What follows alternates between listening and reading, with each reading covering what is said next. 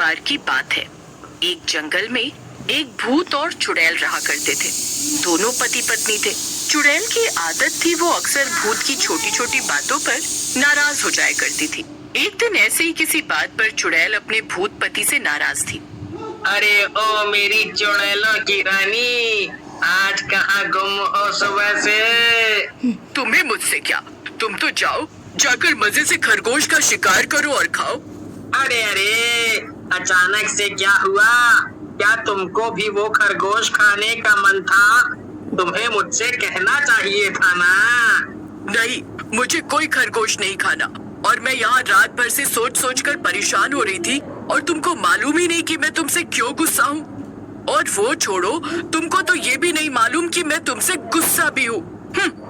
अरे मेरी जान, तो तुम खुद ही क्यों नहीं बता देती कि तुम क्यों गुस्सा थी मुझसे? नहीं, अब मुझे नहीं बताना।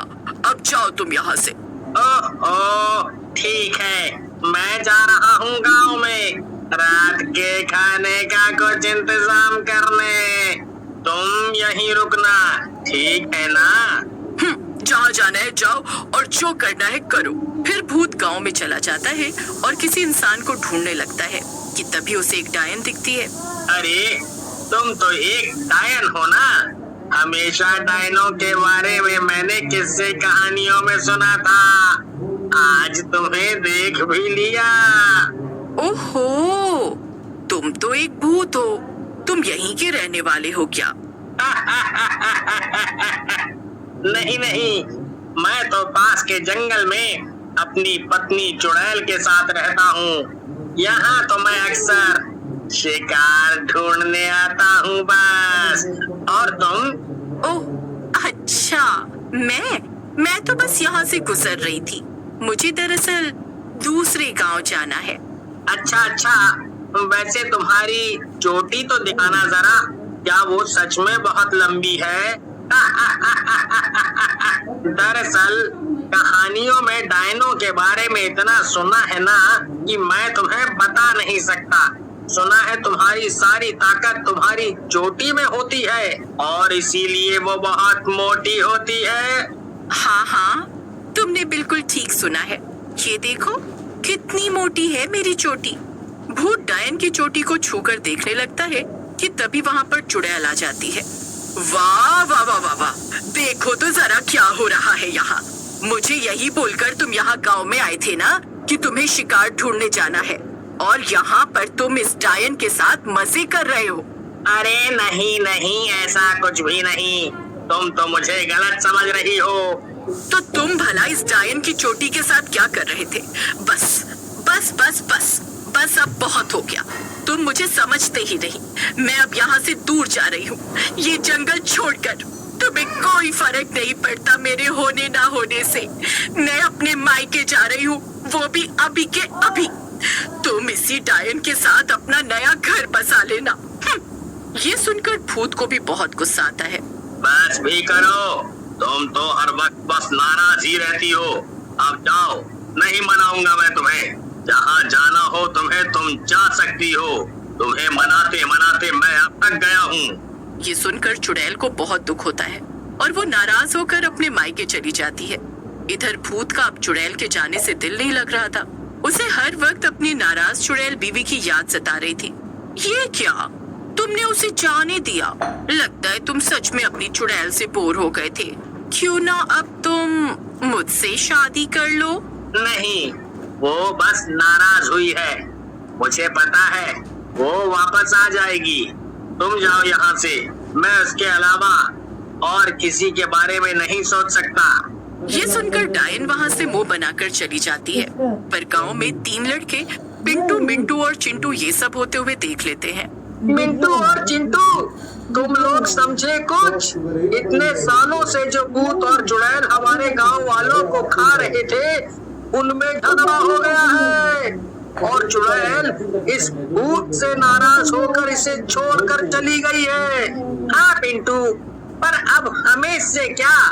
इन चुड़ैलों और भूतों के मामलों से दूर ही रहे तो मैं। अरे नहीं मिंटू, अगर चुड़ैल पहले से जा चुकी है, इसका मतलब ये है कि ये भूत अब अकेला है और हम इसे गांव वालों की मदद से मार मार कर इस गांव से दूर भगा सकते हैं। एकदम सही कहा चिंटू तूने, मैं भी यही सोच रहा था। चल जल्दी से चलकर गांव वालों को सब बताते हैं ताकि हम इस भूत के बच्चे को मार मार कर यहाँ से भगाएं। सोचना कितना मजा आएगा। तीनों दोस्त हंसते हैं और पिंटू मिंटू चिंटू गांव के सरपंच के घर की तरफ चल देते हैं। सरपंच के घर पहुंचकर सबसे पहले पिंटू कहता है, सरपंच जी, बहुत बढ़िया खबर लेकर आया हूँ आपके लिए। अच्छा, भला वो क्या पिंटू? दरअसल जिस चुड़ैल और भूत ने मिलकर आपकी दादी को और गांव के कई लोगों को खाया था, उनमें झगड़ा हो गया है और चुड़ैल नाराज होकर गांव छोड़कर भाग गई है। अब वो भूत एकदम अकेला है। हम चाहे तो उससे बदला ले सकते हैं अब। क्या क्या सच में? अरे ये तो सच में बहुत ही अच्छी खबर है। वाह वाह। हाँ सरपंच जी, हमने ये सब होते हुए अपनी आंखों से देखा है, आंखों से। अगर तुम लोगों की बात सच है तो मैं तुम लोगों को ये खबर लाने के लिए इनाम जरूर दूंगा। मैं कब से उस भूत और चुड़ैल से बदला लेना चाहता था। सभी लोग सोच में पड़ जाते हैं कि तभी चिंटू को एक आइडिया आता है। मैं समझ गया कि हमें क्या करना है।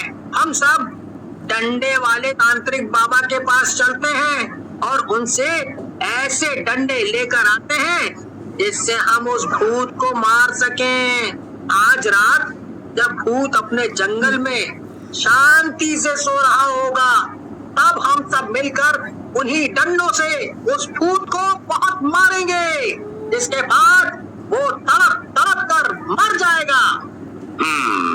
वाह, ये तरीका बुरा तो नहीं है। तो ठीक है, फिर चिंटू, पिंटू और मिंटू, तांत्रिक से डंडे लाने का काम मैं तुम तीनों को ही सौंपता हूँ। तुम इसे संभालो, फिर हम सब शाम को वहाँ चलेंगे।